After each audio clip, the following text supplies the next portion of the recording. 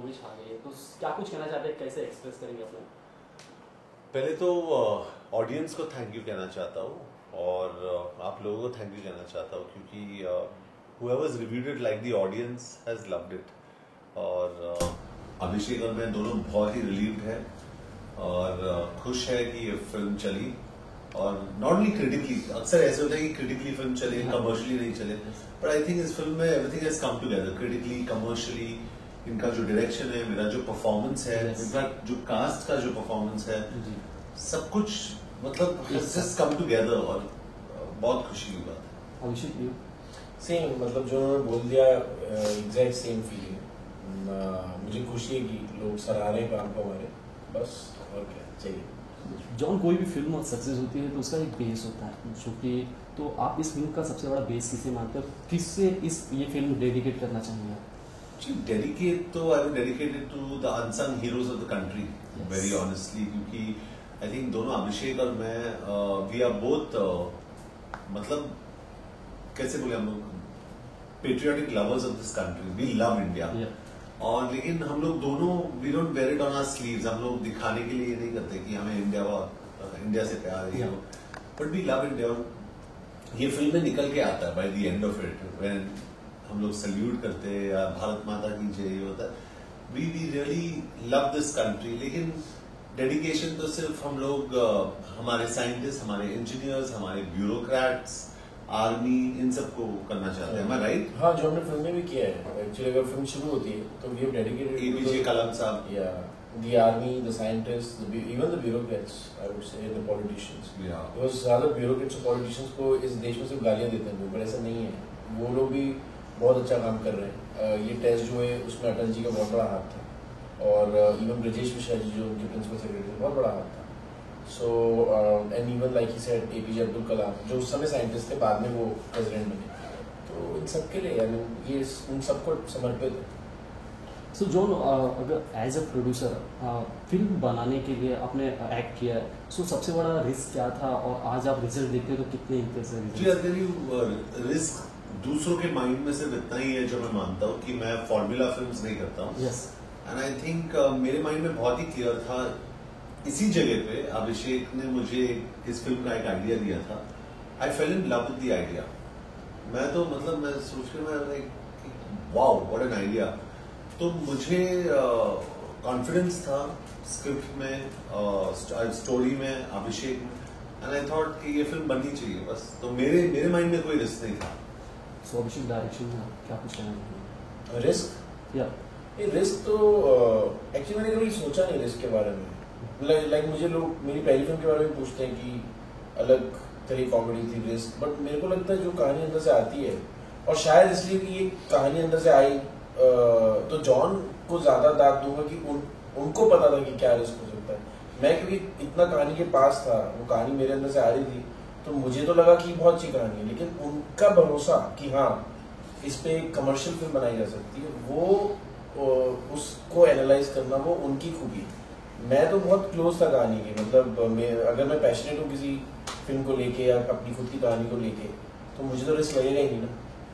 सो John, देखा गया है अक्सर अपने इंडिया में काफ़ी ऐसे मुद्दे हैं जिन पर कुछ बनाने या कुछ बहुत जो इंडिया के लिए प्राउड लोकेट करते हैं, जैसे आपने परमाणु बनाया, तो इसके बाद क्या मुद्दे आप देखेंगे जिस पे आप काम करना चाहेंगे उसके बारे में?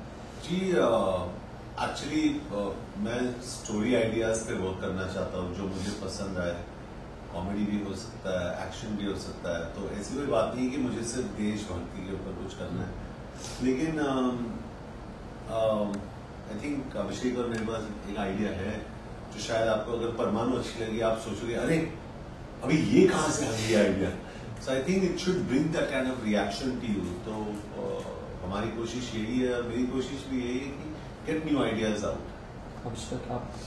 बहुत है यार मेरे तो आइडियाज, मतलब मैं तो क्योंकि फिल्म में डायरेक्टर हूँ, राइटर भी हूँ, तो मुझे तो रोज आइडियाज आते हैं। और जैसा जॉन ने बोला, हम दोनों को अपने देश के प्रति एक प्रेम है, तो हम तो उस पॉइंट ऑफ व्यू से भी बहुत सोचते रहते हैं। तो ऐसे बहुत आइडियाज हैं। इंडिया ने बहुत अचीव किया है और इतने कम टाइम में, we are still a young country, हमने बहुत कुछ अचीव किया है। लेकिन वो कहानियाँ शायद हमारा सिनेमा ही थोड़ा छोटा पड़ गया है कि हमने ये सारी कहानियाँ हम लेके नहीं आए लोगों तक। लेकिन आई एम श्योर कि अभी जो नई पीढ़ी है फिल्म मेकर्स की, हमारी वो कोशिश कर रही है, यू नो, और अब तो टेक्नोलॉजी भी उस लेवल पे पहुंच गई जहाँ हम ये ऐसी फिल्म बना सकते हैं। मेरे ख्याल से आज से 20 साल पहले या 15 साल पहले या मे बी इवन 10 साल पहले बहुत मुश्किल हो सकता था, बिकॉज इसमें जिस तरह के इफेक्ट्स हैं वो उस लेवल पे नहीं थे। तो मैं बोल रहा हूँ अब हम उस मुकाम पे हैं जहाँ हमें सोचनी चाहिए अलग अलग चीज़ें जो देश ने किया है। मतलब क्योंकि जब आप ऐसी फिल्में बनाते हैं ना तो लोगों को बहुत इंस्पिरेशन मिलती है। क्योंकि मुझे खुद, मैं आपको बताता हूँ, खुद का एक्सपीरियंस है। स्वदेश देखी थी मैंने ग्वालियर साहब की, और मुझे उससे बहुत इंस्पिरेशन, मैं 4 बार देखी थिएटर, मुझे बहुत इंस्पिरेशन मिली। और वो उस टाइम की बात है जब मैंने स्ट्रगल शुरू की थी बॉम्बे में। और होता है ना, जैसे हर इंडस्ट्री में है, आप कई बार सोचते हो कि यार मैं बाहर जाके भी फिल्में बना सकता हूँ, लेकिन स्वदेश देखने का मुझे लगा था यार नहीं, मतलब हर कोई हॉलीवुड के पीछे भाग रहा है, हम इंडियन फिल्म जैसी बनाए जो कि दुनिया भर में फैले। बाहुबली ने वो करके भी दिखाया, यू नो। तो आई थिंक वो फिल्में जो है वो इतना इम्पोर्टेंट मीडियम है जिससे आप लोगों को इंस्पायर कर सकते हैं। इसलिए मेरे ख्याल से फिल्म मेकर्स को not as a responsibility but as a challenge लेना चाहिए कि आओ देश को थोड़ा इंस्पायर करो। सो जॉन, आपको यूनिफॉर्म में देखा गया, बड़ा ही लोग पसंद कर रहे हैं, लेकिन कभी कभी एक्टर के जहन में यह आ जाता है कि मुझे इस कैरेक्टर में लोग पसंद कर रहे हैं तो बस वही उसी टाइप की फिल्में करूँगा, ऐसा कुछ आपके जहन में? नहीं, मैं सब कुछ करना चाहता हूँ, और मेरा कोई ये फिक्स्ड माइंडसेट नहीं है कि मुझे सिर्फ अभी यूनिफॉर्म में रहना है। लेकिन एक चीज़ कहना चाहता हूँ, कारगिल के एक वॉर हीरो जो दिल्ली में मुझे मिले, he does not have a leg, कि वॉर के टाइम पे he was hit by bomb, the landmine का जो होता है ना वो, तो उन्होंने मुझे कहा कि अगर मैं एक हीरो को देख सकता हूँ यूनिफॉर्म में, वो तुम ही हो, and you look like a true soldier of the country. तो वो सुन के मुझे इतना अच्छा लगा, उसके बाद कोई कुछ भी बोले it didn't matter because he said it. लेकिन हर एक किस्म की फिल्म करना चाहता हूँ मैं, I like to do comedies, action, everything. तो जॉन, ये भी देखा गया है जो आप जिस तरह यूनिफॉर्म में आपको जितना पसंद किया जा रहा है, इस तरह अक्षय को भी पसंद किया जाता है। अक्षय भी बहुत अच्छी बखूबी निभाते हैं कैरेक्टर को। सो क्या कुछ माना जाए कि आप कम्पीट कर रहे हैं या उनसे इंस्पायर है? ऐसा Akshay is far bigger star, वो मेरे बहुत सीनियर है, मैं उनको बहुत मानता हूँ, प्यार भी करता हूँ उनसे, ऐसी कोई बात नहीं है। और हम दोनों एक दूसरे को बहुत चाहते हैं, वी रियली गेट अलॉन्ग।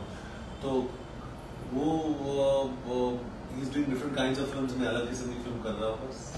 अभिषेक, आपसे जानना चाहेंगे, आप ये एक डायरेक्टर हो जो हिस्ट्री पे एक फिल्म बनाए, उसके लिए कितना मुश्किल होता है उस पर काम करना और फिर सक्सेस होना, उसके बारे में क्या कुछ कहना है आपका? देखिए, ये मैंने इवन बचपन में मुझे हिस्ट्री बहुत पसंद रही है, क्योंकि हिस्ट्री जो है वो उससे बेहतर या उससे ज़्यादा रोमांचक कोई सब्जेक्ट नहीं है कि आपको पता चलता है कि आज जहाँ देश खड़ा है या आप खड़े हो उसका रीज़न क्या है। और हिस्ट्री जो है वो एक ट्रू स्टोरी है एक्चुअली हमारी कंट्री की। सो हिस्ट्री में इतनी सारी घटनाएं छुपी हुई हैं, उनमें से लेना, रिसर्च करना, ये तो मतलब मेरा शौक है एक तरह से। और मैं रोज़ अपने दिन की शुरुआत अखबार से करता हूँ, न्यूज़ रिपोर्ट से, जो ट्रू स्टोरीज है, तो वहीं पे कहीं ना कहीं कहानियाँ ढूंढता हूँ, और वो आज का अखबार कल की हिस्ट्री बन जाता है। तो मेरे को लगता है कि हिस्ट्री और कुछ नहीं है, बट बेसिकली आप यू नो जो घटनाएं हो रही हैं, जो इंसिडेंट्स हो रहे हैं, उनको एब्जॉर्ब कर रहे हैं। आप कोशिश कर रहे हैं जानने की कि आज जहाँ हम खड़े हैं वो किन रीज़न से खड़े हैं। It's the best narrative that one can get. तो मुझे लगता है कि उसमें चैलेंज ये होता है कि आपको ट्रूथ ढूंढना होता है, फिर उसके बाद आपको उसको थोड़ा डाइल्यूट करना पड़ता है एंटरटेन करने के लिए लोगों को। लेकिन इस सब के बावजूद अगर वो ठीक से सारा बैलेंस बैठ जाए और आप ऐसी कहानी लोगों के सामने ला पाए और लोग कनेक्ट कर पाए, तो इसका सुख ही अलग है। मतलब क्योंकि इसमें मैं बार बार बोलता रहता हूँ कि 3 लेवल्स पे लोग इस फिल्म को, परमाणु को कंज्यूम कर रहे हैं, इस कंटेंट को कंज्यूम कर रहे हैं। पहला लेवल तो ऑफकोर्स वही है जो ज़्यादातर फिल्मों के साथ होता है, एंटरटेनमेंट, लोग एंटरटेन हो रहे हैं। दूसरा है कि इन्फॉर्मेशन, कि हाँ बिकॉज ये हिस्टोरिकल फिल्म है, तो वो उनको कई लोगों को पता ही नहीं था इसके बारे में और कैसे हुआ है वो। और तीसरा सबसे इम्पोर्टेंट जो इसका बाय प्रोडक्ट है, पेट्रियोटिज्म, जो गर्व की फीलिंग आ रही है, जो गूज बम्प्स फील कर रहे हैं, तो ये 3 लेवल पे कंज्यूम हो रही है फिल्म। ये एक रेयर चीज़ है, और ये तभी हो पाता है जब आप इस तरह की फिल्म बनाते हैं, तो it's worth the effort. John, आपकी फिल्में हर एज ग्रुप के लोग पसंद करते हैं, आप सीरियल्स में भी हमेशा बखूबी नजर आते हैं। आपने देखा होगा हमारे देश में अक्सर कुछ ऐसे हालात आते हैं जिसपे बड़ी तकलीफें होती हैं हमारी सेना को, उस पर आपका क्या कहना है? सेना को तकलीफ होती है, आई फील मैं हमेशा कहता हूँ कि they are the real life heroes, हम लोग रियल लाइफ हीरोज है। तो व्हाट डू आई से, उन लोगों के लिए जान हाजिर, और मैं मानता हूँ कि उनको कोई तकलीफ नहीं आनी चाहिए। बॉर्डर्स पे जिस तरीके से उन लोग हमें प्रोटेक्ट कर रहे हैं और हम लोग यहाँ एसी में बैठे, गर्मी का हम लोग कंप्लेन करते हैं, Yes. गर्मी लग रही है, छोटे छोटे कंप्लेन। सियाचिन में उन लोग -50 में है, जैसलमेर में +50 में है। आई थिंक हमें कंप्लेन करने का कोई हक नहीं है। पहले तो the real heroes are the army people, the air force people, the navy people. और मैं मानता हूँ कि अगर जो भी हम कर सके as a country for them, we must do for them, क्योंकि they are the real heroes of the country. मैं तो ऑन द कंट्री ये भी मानता हूँ, एक स्टेप में आगे जाके कह सकता हूँ कि अगर मैं प्राइम मिनिस्टर होता या प्रेसिडेंट होता, मैं कंपलसरी कर लेता 2 years of compulsory service in the army, navy और एयरफोर्स बाय एवरी यंगस्टर, जो लॉजिस्टिकली पॉसिबल तो नहीं है। नहीं, हम लोग उसकी It's not possible, but I'm saying ideal situation, hypothetically, मैं ये करता डेफिनेटली, बिकॉज एवरी यंगस्टर को ये पता होना चाहिए, या ये सोल्जर का वैल्यू उनके माइंड में होना चाहिए, जो वैल्यू नहीं है। And I think that is the saddest thing. और मेरे हिसाब से आई होप परमाणु ने लोगों को ये दिखाया है कि सोल्जर्स, साइंटिस्ट, इंजीनियर्स जो कंट्री के लिए काम करते हैं, इतने important bureaucrats, some of the bureaucrats so important for this country, और उनको मतलब सल्यूट करना चाहिए। अभिषेक, लास्टली प्यार तो मिल गया है, फिल्म को लोगों के दिल में आ गई है, क्या कुछ कॉम्प्लीमेंट मिला? ऑडियंस का तो कॉम्प्लीमेंट आपको मिला ही है, आपने जो देखा, खास तौर पे किसका कॉम्प्लीमेंट मिला, या गवर्नमेंट से कोई कॉम्प्लीमेंट मिले होंगे आपको? समझ से लाइक स्माइल। नहीं, I think the best compliment मैं हमेशा ये बोलता हूँ कि कर्नल शर्मा, जो कि इसमें हमारे मिलिट्री एक्सपर्ट थे, और वो परमाणु जो हुआ एक्चुअल पोखरण में जो टेस्ट हुआ उसके वो बहुत बड़ा हिस्सा थे, उन्होंने फिल्म देख के पसंद किया और उन्होंने बोला कि मुझे गर्व है। तो वो मेरे लिए सबसे बड़ा कॉम्प्लीमेंट था, because it's coming straight from the heart and from the horses mouth. अगर एक आदमी जो उस समय वहाँ थे और उनको लगता है कि हमने एक क्रेडिबल फिल्म बनाई है, येट एंटरटेनिंग फिल्म बनाई है, तो उससे बड़ा कॉम्प्लीमेंट कुछ नहीं। I think personally best compliment is best performance till date. What a performance! And दूसरा जो compliment मिला है कि as a producer you're backing the right kind of subjects. तो ये दो compliments मुझे मिले। परमाणु के बारे में specifically यही कहा है लोगों ने कि what a film!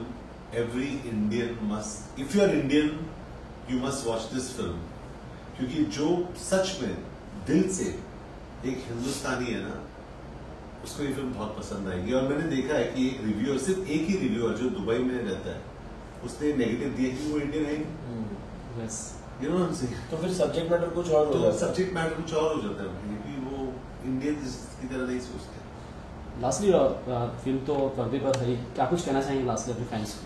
Ji definitely मैं यही कहना चाहूंगा कि जिन्होंने फिल्म नहीं देखी है, please go and see the film.